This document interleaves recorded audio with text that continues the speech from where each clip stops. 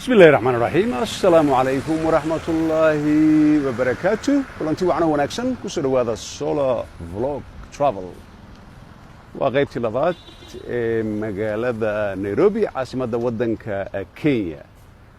xaafadan way ka duwan tahay xaafadii hore aan aragnay waa xaafad ab market ah oo la yiraahdo Westland ayaa la yiraahdaa waxa degan dadka xogaha iska yara ladan dhismooyin guriyo imaarado aad u dheer ayaa ku yaala waxa ay soo jeetay waxay ahayd dhismo aad u dheer oo waxaan arkay Soomaali badan saf ay ugu jiraan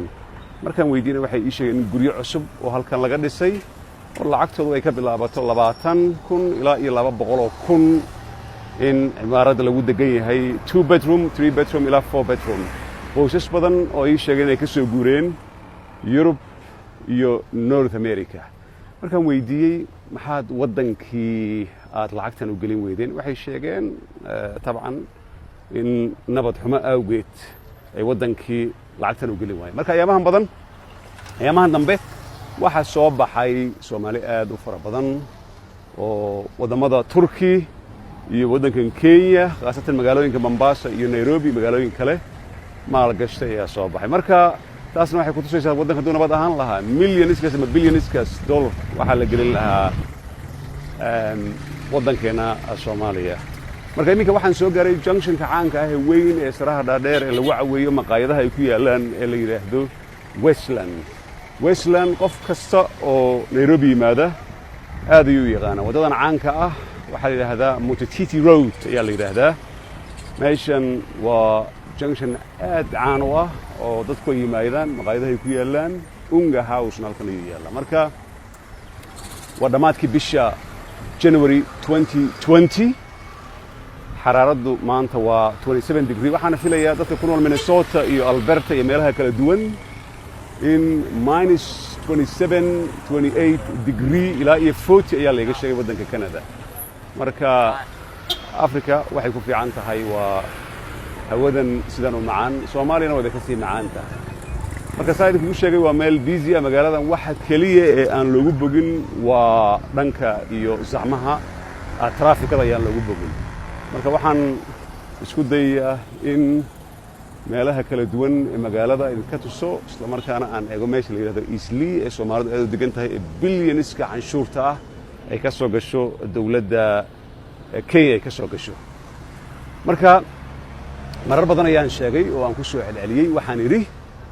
magaaladan marka joogtid tagaasida iyo Uberka ayaa fiican Uberka abka hadaad ka timaadid North America ama Europe Uberka waxaad isticmaalaysaa caadiga ah ayaad isticmaalaysaa waayo waa half price laakiin tagaasida markay ku arkaan in aad tahay qof ajnabi ah ama qof reer Nairobi aan ahayn waxay sameynayaan ay ku leeyihiin double ay ku sameynayaan tusaale ahaan airportka magaalada Nairobi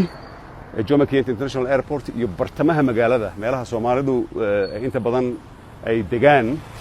waxaan ku imaadaa 800 oo shilin ayaan ku imaadaa laakiin taxiga caadiga markaan weydiiyay wuxuu leeyahay 2,500 ayuu ku leeyahay marka Uberka la dalbadaa lacagtana waa la siiyaa Uberka lagama siiyo kaarkaaga waayo bangiga waddanka ka timid oo ku jashkareynaya taasna mar walba waxaan rabaa asxaabta in aan u sheego waxaad kaloo iska ilaalisaan haddii qurbahaad ka timaadaan food poison iska ilaaliya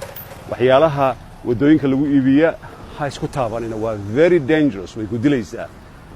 cuntadan street market lama taabto sababtoo banaanka ayay taalay dadka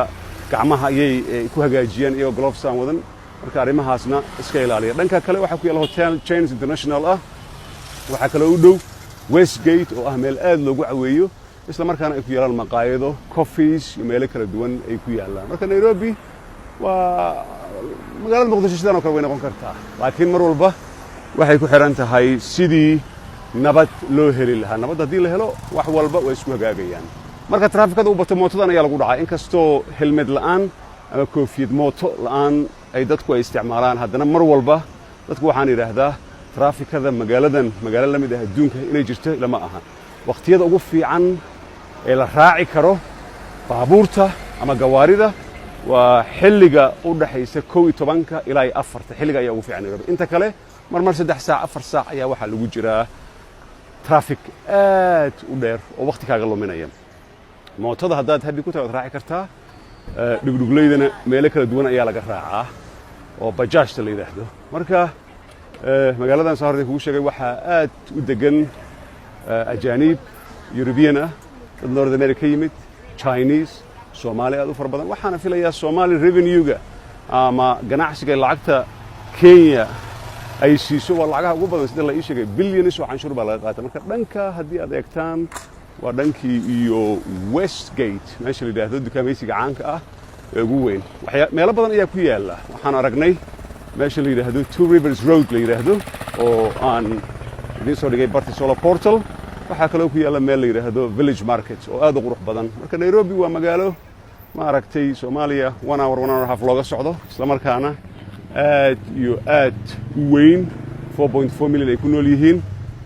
ay ku yaalaan international banks ay ku yaalaan ganacsiyo kala duwan oo dad badan oo kala duwan ay leeyihiin marka dhanka Islii markaan tago insha Allah waxaan soo gudbin doonaa waxyaabaha muhiimka ah ee ganacsiga ugu weyn meesha kala socdo marka Islii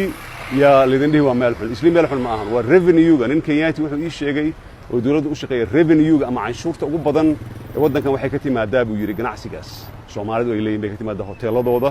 alaabaha ay ka keenaan China Turkey meel walba ay ka keenaan marka waa meel aad u kala socota oo waxyaabo badan laga sameeyo oo hoteelo cusub laga dhisay oo aad u fara badan dad badan oo Soomaali ah ay degan yihiin marka hadda waxaan ku sii dhawahay afaafka hore Westgate oo ah chain caan ah oo ma aragtay laga dukaamaysto dad badan ay yimaadaan waxyaalaha runtii magaaladan Nairobi aan ku amaanayo waxaa ka mid ah green city inay tahay oo meel walba inta hadda waa bartamihii meel qaarkood waxaad arkaysaa u malayn maysid inay tahay caasimad